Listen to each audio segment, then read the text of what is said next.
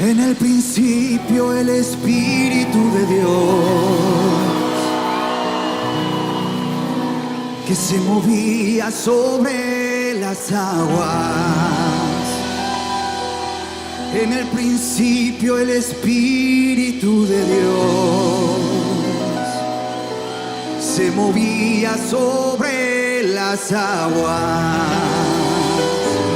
Pero ahora se está moviendo dentro de mi corazón.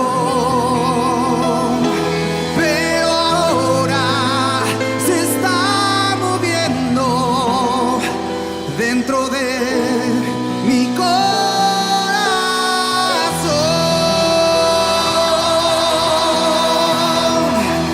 Quiero escuchar las palmas de todos, todos, todos, todos, todos, todos.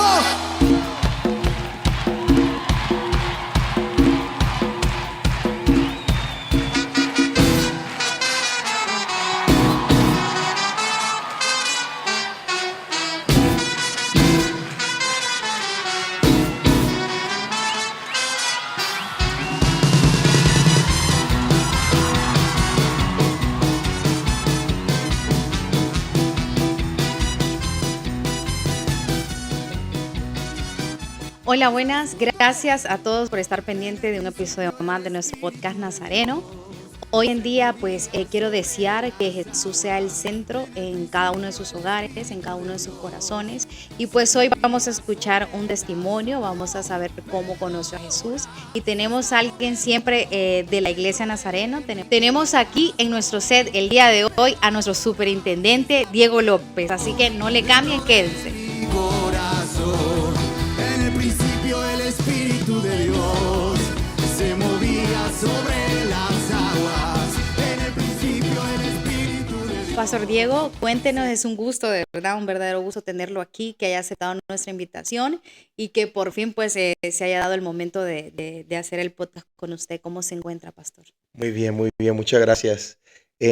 Muy emocionado porque soy un fan de vuestro podcast, lo escucho, como te decía antes, lo bajo en mi móvil y los escucho luego si no tengo internet o lo que fuera y ha sido de gran bendición para conocer los testimonios de las personas, pero por conocer también un poco lo que Dios ha hecho en las vidas de las personas. Entonces, gracias por invitarme. Gracias a usted, Pastor, por aceptar la invitación. Pastor, cuéntenos, o todos queremos saber de dónde es el Pastor Diego López, dónde nació.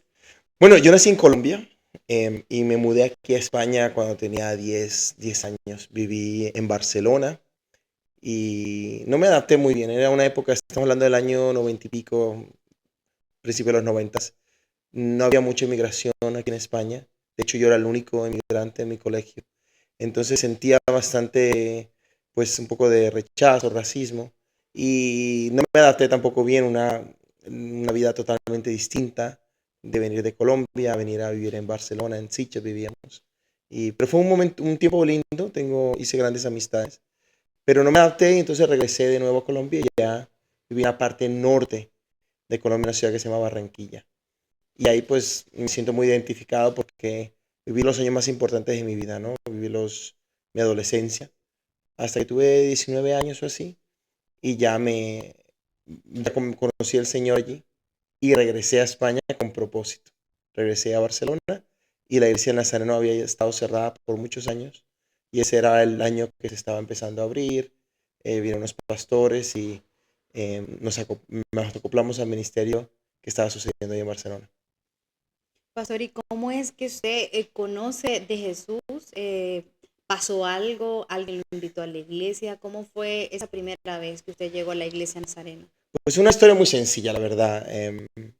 Estaba en un colegio, unas compañeras me invitaron a que fuera a la iglesia.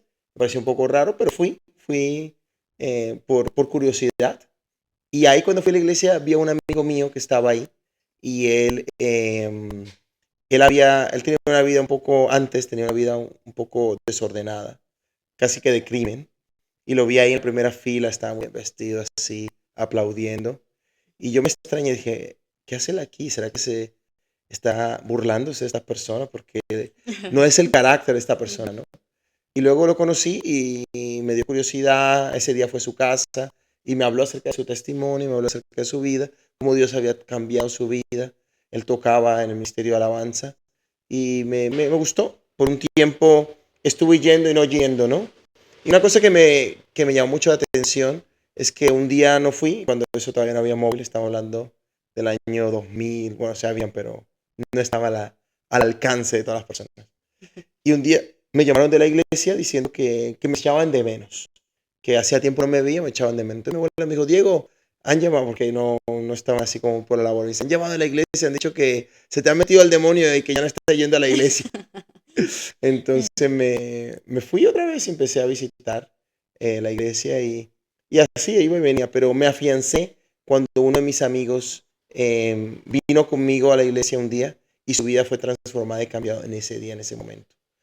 Y él me empezó a explicar, porque él venía de un trasfondo evangélico, y me empezó a explicar, a discipularme ese día, que su vida fue cambiada. Él me empezó a discipular. Y yo llevaba ya más de 6, 7 meses siendo parte de esta iglesia y no conocía bien cómo era la vida cristiana. ¿Qué edad tenía usted, pastor? Pues yo tendría unos 17 años, 18. Y bueno, ahí empecé haciendo parte de la comunidad, siendo parte de la iglesia y sirviendo. Entonces empezamos a evangelizar a todos nuestros amigos, íbamos a los buses, predicamos por las calles. Fue un tiempo lindo, fue un tiempo lindo.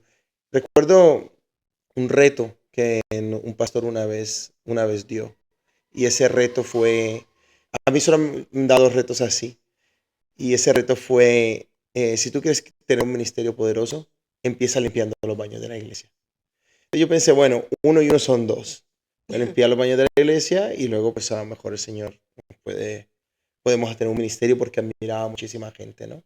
Entonces él y yo empezamos a ir a limpiar los baños, digamos los lunes por la mañana, los martes, y solo limpiamos los baños, no nada más de la iglesia, porque nos lo tomamos literalmente. Llegábamos, limpiamos los baños y nos íbamos. Y empezamos a hacer más cosas, a involucrarnos. ¿Y cómo es o en qué ministerio es que el pastor Diego se involucra? ¿Cuál fue ese primer ministerio? Pues no te sabría decir, porque a veces en la iglesia no tenemos tanta creatividad, ¿no? Pues tenemos lo que es los pastores y el grupo de alabanza, ¿no? Pues a lo mejor ujieres y tal. Yo no me identificaba a ninguno de esos. Entonces, pues nos metimos como en evangelismo, porque quería que la gente conociera a Dios, quería que la gente conociera la transformación que Cristo puede traer en la vida. Entonces, esa fue una motivación muy grande, ¿no?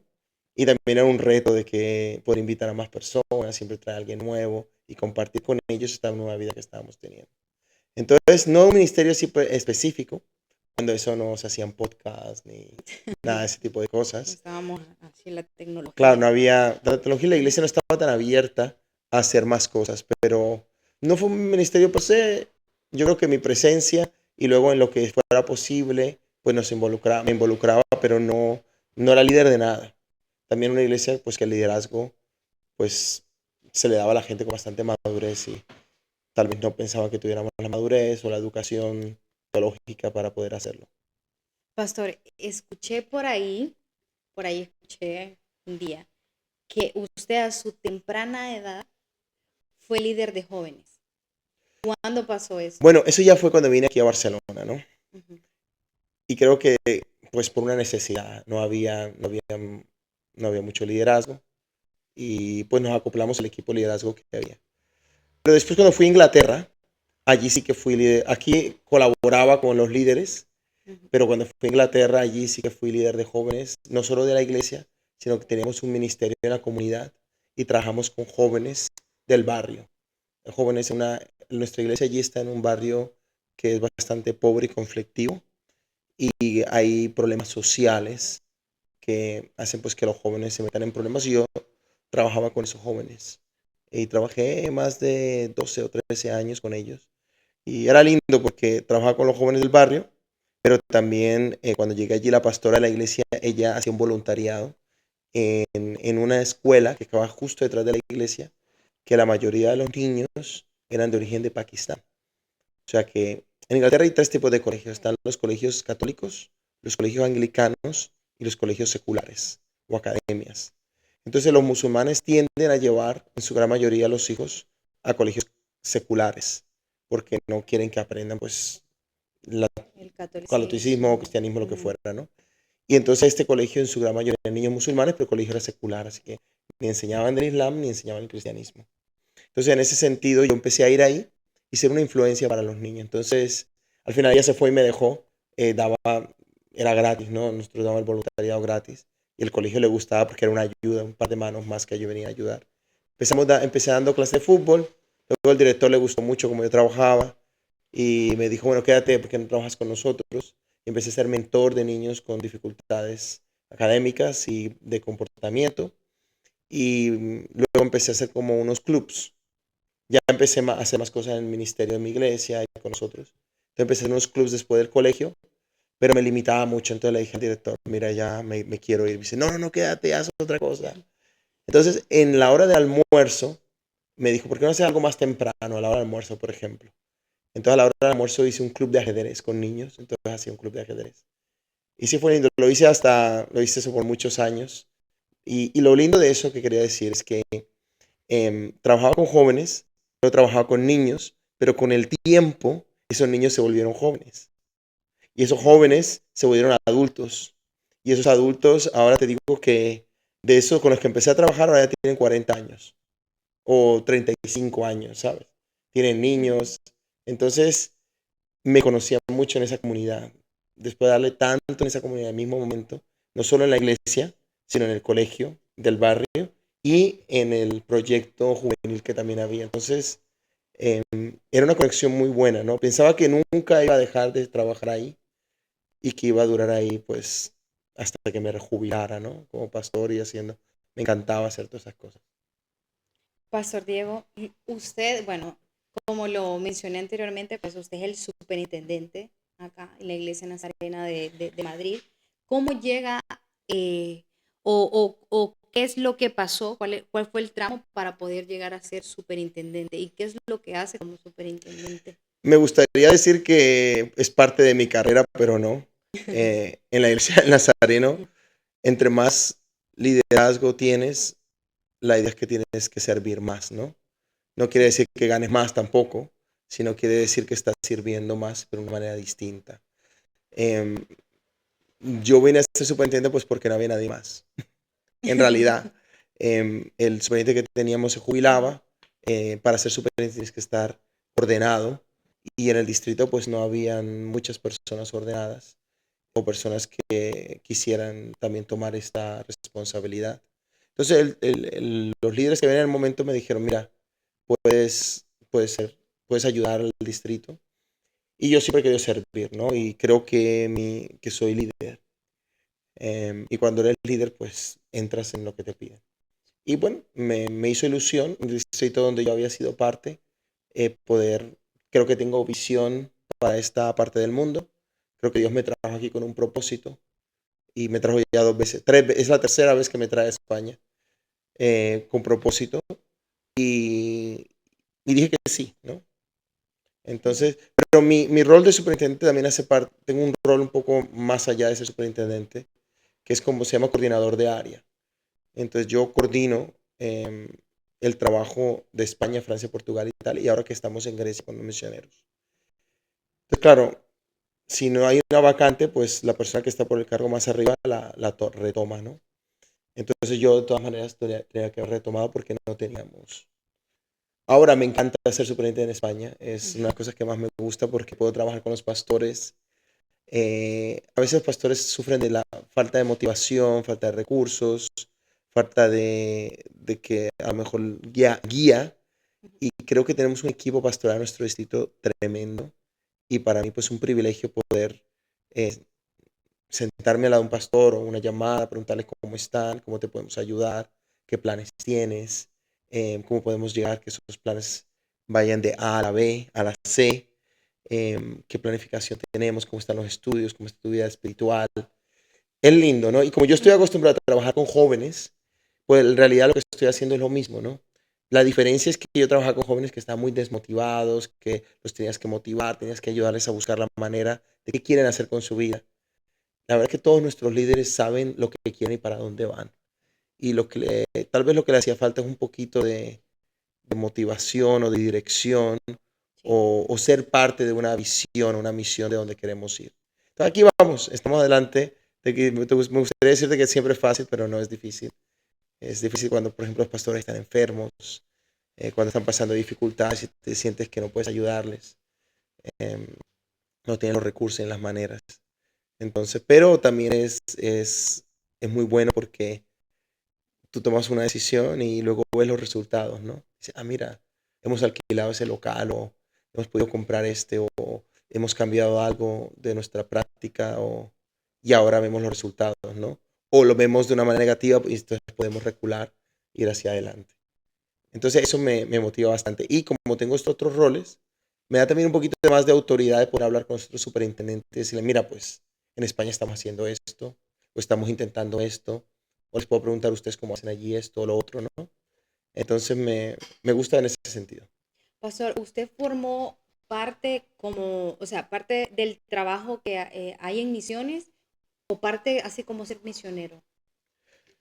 Bueno, ahora somos misioneros, Palmira y yo somos misioneros y nuestro llamado a las misiones vino de una manera un poco diferente, ¿no? Yo estaba en Manchester, era pastor en una iglesia local, hacía parte de un equipo pastoral, hacía todo lo que te digo, ¿no? Trabajaba en una escuela, trabajaba con un proyecto de jóvenes, también trabajaba con los servicios sociales en el norte de Inglaterra con jóvenes y con niños de discapacidad, con familias con problemas. Entonces estaba en un momento profesional excelente y la denominación me pidió que liderara a los jóvenes de Europa y Asia. Le llamamos Eurasia. De Europa, Medio Oriente y parte de Asia, ¿no? Entonces le decimos Eurasia, nuestra región.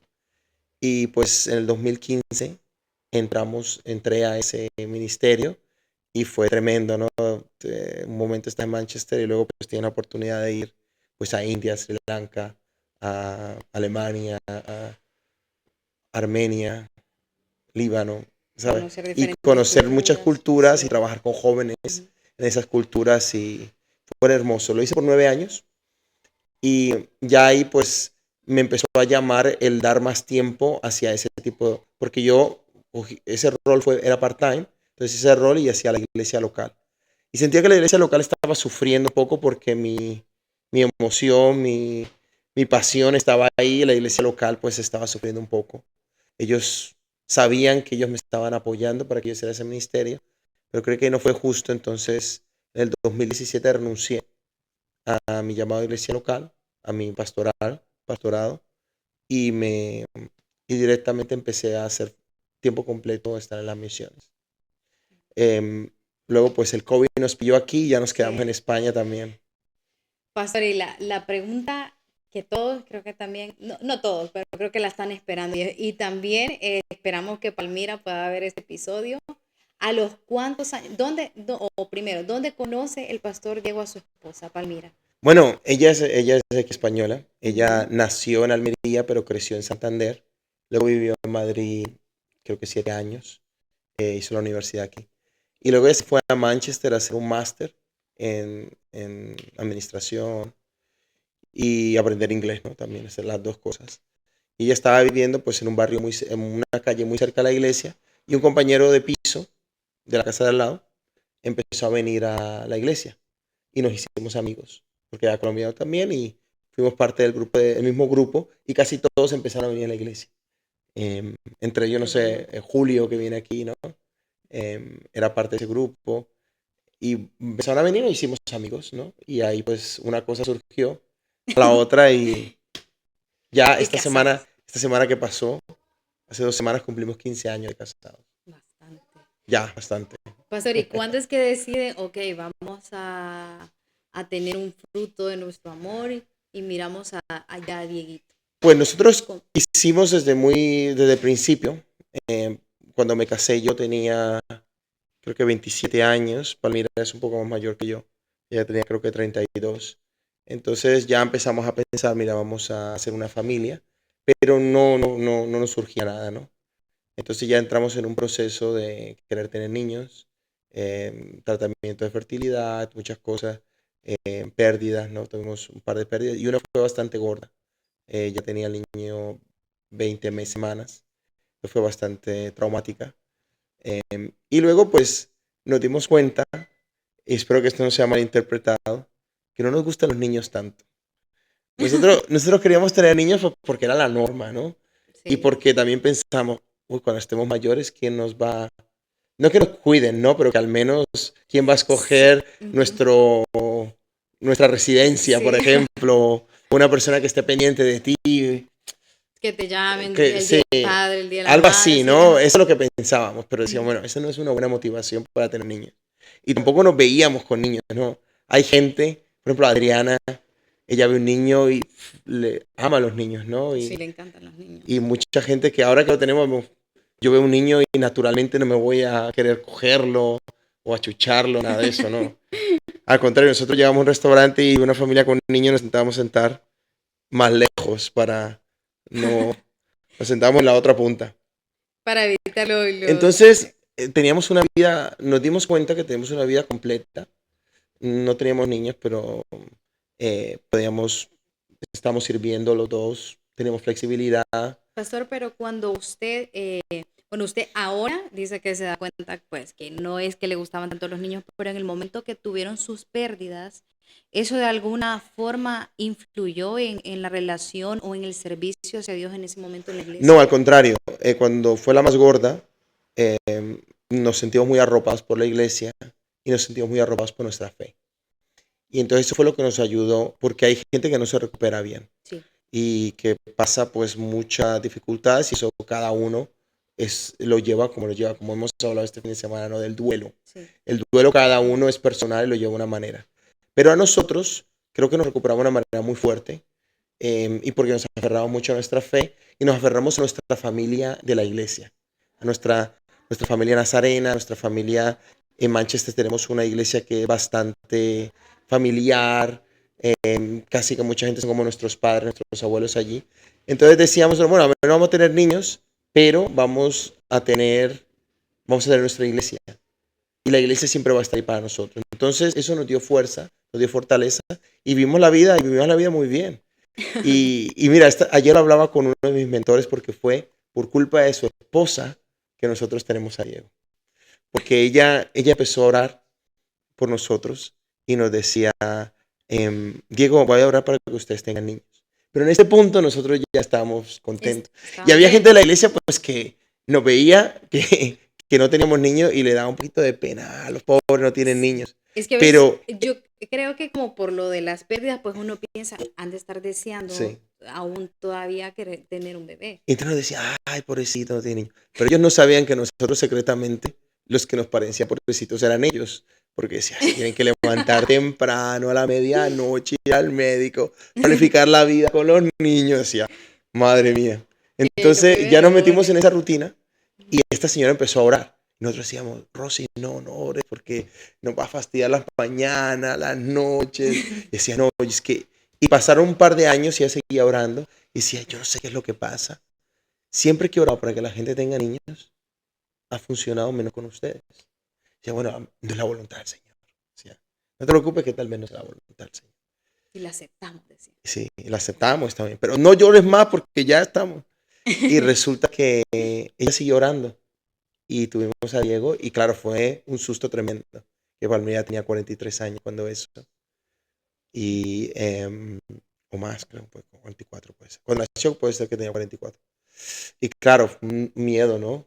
Y también teníamos las pérdidas de antes. Entonces vivíamos ahí en esa constante batalla de qué iba a pasar, ¿no? Pero al final nació, está súper sano, súper bien. Yo diría que se porta muy bien, pero Palmira es la que pasa más tiempo con él. Y ella tal vez dice que no se porta tan bien. Pero es un niño que nos ha traído mucha alegría, como todos los niños nos que Sí. traen. Y esta mujer, ella falleció el año pasado, pero lo alcanzó a conocer. Y nos hemos tomado fotos con ellas. Y, es una familia tremenda. Y bueno, y ya lo tenemos. Y nos gusta porque, bueno, ya somos mayores, pero ya tenemos todo, ¿no? Hemos hecho de Sí. todo y no pensamos que nos estamos perdiendo de otras cosas por tenerlo a él. Entonces estamos disfrutándolo al máximo. ¿Cuántos años tiene Diego? Bueno, él acaba de cumplir 3, pero habla como si tuviera 14. Sí, lo he escuchado hablar, Sí, es muy desarrollado, muy sí, sí, maduro. sí, habla muchísimo y tiene un raciocinio que te deja loco. Tremendo. Sí. Pastor, ¿y cómo ve usted, bueno, usted que es superintendente de la Iglesia Nazareno, cómo le gustaría a usted que Dieguito sirviera en la iglesia, en cualquiera de las iglesias? Bueno, primero me gustaría que amara al Señor, ¿no? Y ahí yo también sé que cuando yo vine al Evangelio con 17, 18 años, y antes de esa época, pues vivía una vida. Entonces, claro, no sé si hay mucha presión en los niños, nosotros que hemos convertido, ¿no? Que ahora queremos que los niños crezcan en la fe, que sean súper cristianos, pero nosotros no lo éramos. Bueno, no sé tú, yo al menos, no lo era, creciendo. Entonces, me gustaría que amara al Señor, me gustaría que fuera un hombre de iglesia. Primero que fuera un hombre que busca al Señor, un hombre que tiene a Cristo presente en sus decisiones, el Espíritu Santo. Pero segundo, que fuera un hombre de iglesia.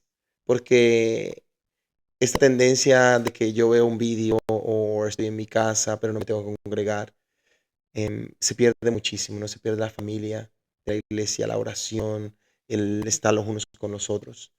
Pero eso me gustaría, que él fuera. Luego de servicio, Palmira tiene el sueño de que él toque el piano, porque ni ella ni yo tocamos nada.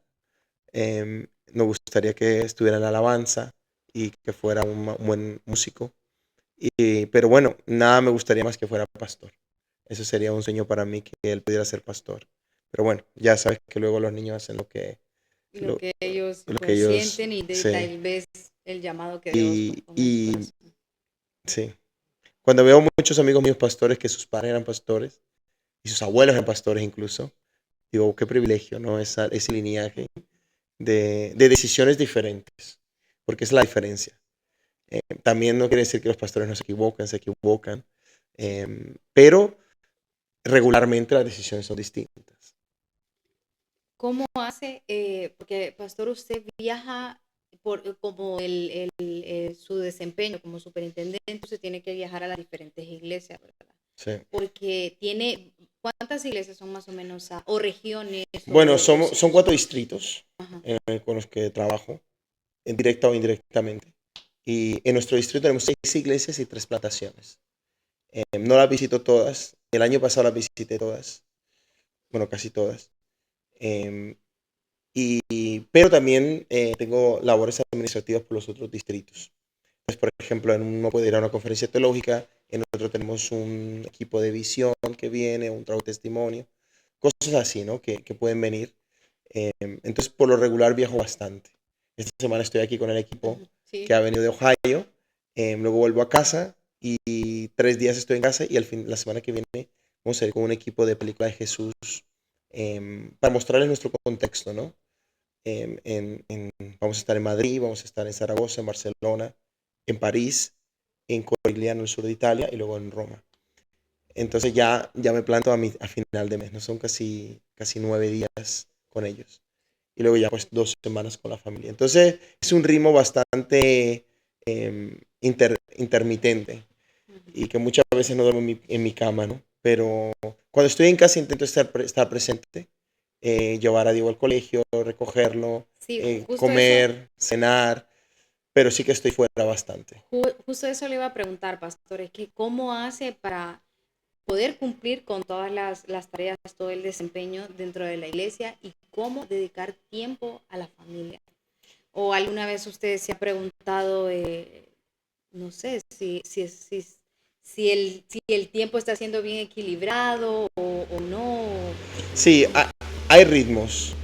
Algunas épocas siento que son más pesadas, pero me preparo. Por ejemplo, ahora, pues en el verano va a ser un poco más ajetreado con 4 semanas. De todo el verano tengo 4 semanas como en casa, en general. 2 de ellas de vacaciones completamente. Pero luego luego septiembre y principio de octubre un poco más ocupado, pero luego baja un poco también. O sea, me intento poner ritmos en que, bueno, si aquí hay más intensidad, vamos a intentar poner más intensidad hasta la medida de lo posible. Pero sí, es un reto poder no decir que sí a todo, ¿no? Y luego también tenemos un equipo de misioneros en nuestra área bastante grande. Entonces intento que ellos también, pues, tomen responsabilidades, vayan a sitios que yo no pueda ir. Por ejemplo, ahora tenemos la plantación en Cambados.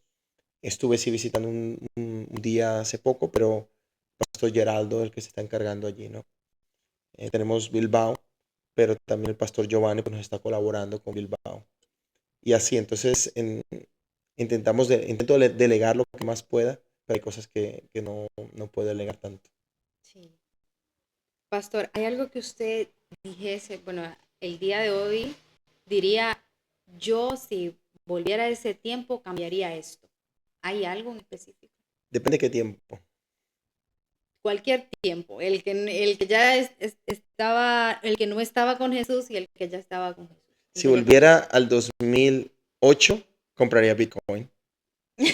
Para, No, ahora ya tuviera mucho dinero, ¿no? tal vez no sería una cosa buena. No, la verdad es que no cambiaría nada. Yo creo que la vida, cuando miro hacia atrás, todo ha sido aprendizaje. Yo tengo esta filosofía, que cuando se cierra una puerta, lo he aprendido a los golpes, ¿eh? Pero cuando se cierra una puerta, a veces hasta me emociono, ¿no? Me da alegría. Porque yo siempre que he visto una puerta cerrarse, es porque Dios tiene una mejor para mí. Siempre, siempre. O sea, te lo puedo describir en todas las etapas de mi vida, de las cosas más grandes hasta las cosas más pequeñas. Entonces, hace poco tuve una negativa para algo y dije, gloria a Dios, porque sé que algo mejor viene. Y llegó, y llegó. Entonces, no cambiaría nada. Si lo pienso, tal vez prestaría más atención en la universidad. Sí, eso En hubiera las sido. clases de la universidad. En las clases hubiera prestado más atención, ¿En qué se distraía, pastor? pues muchísimas cosas. No te puedo decir aquí. Sí, Tras cámara. sí. Las cámaras te lo digo. No, pero distracciones. Sí. Pero sí, no creo que cambiaría nada. Pastor, ¿hay algún ministerio que usted diría, a mí siempre me hubiese gustado pertenecer a ese ministerio, pero yo no tenía el talento? ¿Hay algún ministerio en la iglesia? Casi todos no he tenido el talento para pertenecer. Y esa ha sido la historia de mi vida. He hecho muchas cosas, pero no he sido el mejor, ¿no? Entonces, pues con consistencia y perseverancia he hecho lo que he podido, pero he tenido gente alrededor mío que ha sido mucho más talentosa, que tenía mucho, pero a lo mejor ellos no han tenido la misma persistencia que he tenido yo y, la consistencia. Bueno, me hubiera encantado poder cantar, porque yo canto fatal. A ver. O no, es que se bajan los suscriptores. Se desuscriben. Y yo admiro mucho a la gente que puede tocar el piano, porque lo he intentado y es imposible para mí. O la gente que es musical, no, me hubiera encantado poder ser musical. Y lo admiro mucho porque creo que la gente que es musical, que toca el piano, que toca la guitarra, Que ese tipo se de da. cosas, tienen el cerebro desarrollado de una manera distinta y Ujú. pueden aprender cosas de una manera que yo no puedo. Recuerda que hace 2 días creo que fue que tuvimos el taller de salud mental, usted estaba hablando de las partes del cerebro. No, yo no, estaba traduciendo. ¿Cuáles son las partes? Wow. Esas que tienen desarrolladas las personas que pueden tocar varios instrumentos. No me acuerdo. ¿Ves? Es que no tengo un cerebro tan desarrollado. Aquí lo pillamos.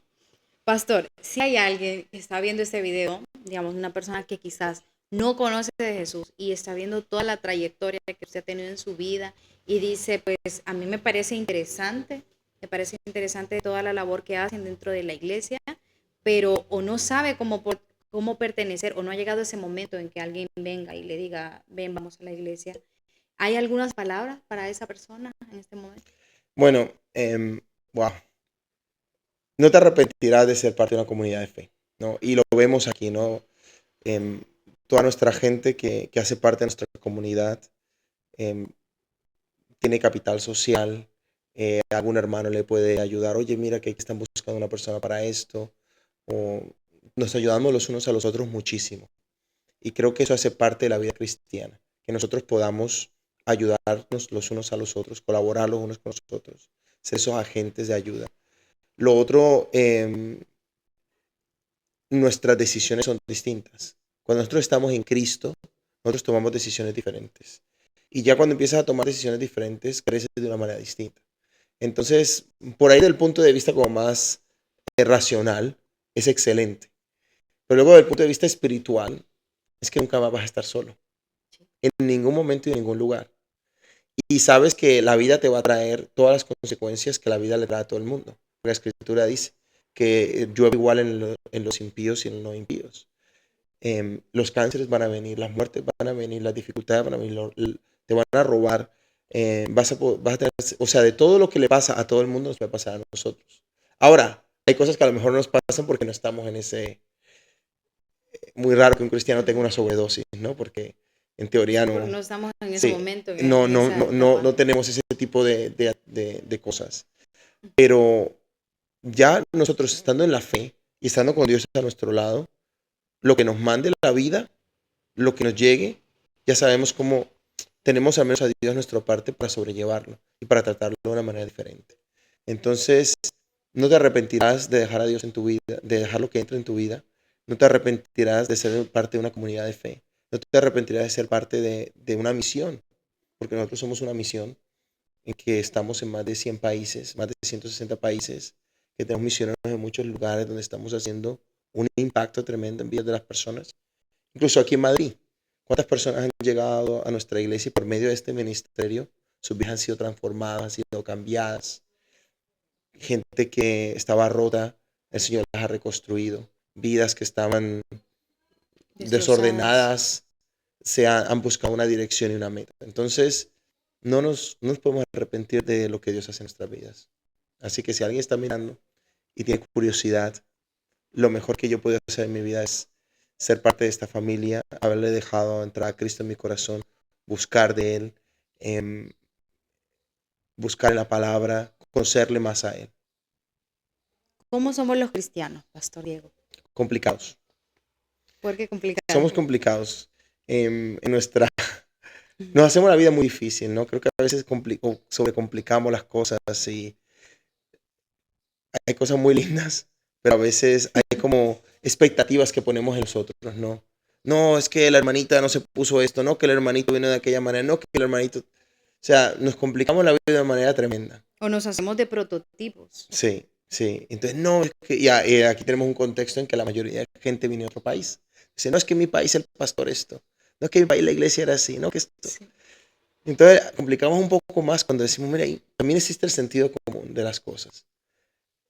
Eso por un lado, ¿no? Eso es como la parte más. Pero luego por el otro lado, creo que los cristianos somos generosos, tenemos la gracia de Dios, perdonamos, Tenemos el gozo. el gozo también. Em, Creo que un buen cristiano es aquel que la gente sabe que es cristiano sin que él lo diga. Sin que esa persona diga yo soy cristiano, la gente, hay algo distinto en ti. Es una persona en que la gente quiere estar alrededor tuyo y no saben por qué. Porque hay algo especial en ti. Y si tú eres de ese tipo de personas en que tú de repente sabes que hay gente que quiere estar en tu presencia, es porque la presencia de Dios está en ti. Así es. Pastor, ¿con qué personaje de la Biblia usted se identifica y por qué? Pues con muchos. Creo que me identifico con muchos en diferentes aspectos de mi vida. Em, pero me gustaría identificarme con Pablo, ¿sabes? Porque Pablo vivió una vida y tuvo una forma radical. Pero luego no solamente tuvo una forma radical de cambio, sino que usó lo que sabía, lo que conocía para beneficio del reino. Él montaba tiendas, Sí. lo usó para el reino. Un tremendo en la logística porque fue un perseguidor de los Todo lo cristianos cambió para. y lo usó para el reino. Entonces creo que me gusta esa idea que usaba cosas del reino. Vale, Pastor. Otra que me gusta Sí, sí. es José, Joseph, ¿no? El de que mm, aun aunque sus hermanos lo vendieron, Sí. él no mostró en ningún momento eh, venganza. En ningún momento mostró venganza contra nadie. Incluso cuando estuvo en el poder, no demostró venganza. Él al contrario ayudó a sus hermanos, trajo todas las tribus, porque había una hambruna tremenda, los trajo a Israel, a Egipto, y no fue a perseguir a la gente que le hizo nada de él. Entonces, con eso me identifico, no porque yo soy así, pero porque me gustaría ser así. Gracias, Pastor. Queremos agradecer, Pastor, por haber aceptado primeramente la invitación Sabemos que la estamos haciendo desde hace un año, pero ya por fin pues ya se nos dio. Gracias, pastor, porque sé que aunque nosotros estamos aquí grabando este episodio, siempre nos quedamos con algo, ¿no? Con el testimonio, con un pedacito de testimonio de alguien que a veces nosotros decimos, ¿será que solo yo estoy pasando por esto? ¿O será que solo yo lo pasé? Y no, realmente creo que somos, todos tendemos a pasar por las mismas cosas, pero somos una sola familia, ¿no? Los cristianos somos una sola familia y lo importante es eso, pues que nos une el amor de Dios y mostrar el amor de Dios a otros. Bueno, entonces, gracias, pastor. Queremos que haga la invitación a las personas que están viendo este video, pero que no forman parte ni de la familia Nazarena ni del canal, a que usted los puede invitar a que formen parte de nosotros. Pues mira, le quiero invitar a que se suscriba a este canal. Hay entrevistas buenísimas. Ya las he visto todas menos una, porque no he podido ver esa. Y son buenísimas. Creo que a nivel local conocemos a nuestros hermanos y hermanas de una manera distinta, pero a nivel más de distrito o más allá, si tú nunca has venido a esta iglesia, pues también ves lo que Dios puede hacer en la vida de unas personas con una trayectoria que llevan distinta, ¿no?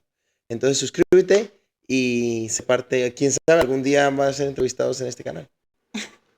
Gracias por ver este video y deseamos que Dios esté en el centro de tu corazón y que este sea el día que haya creado Dios para que tú le permitas entrar. Bendiciones.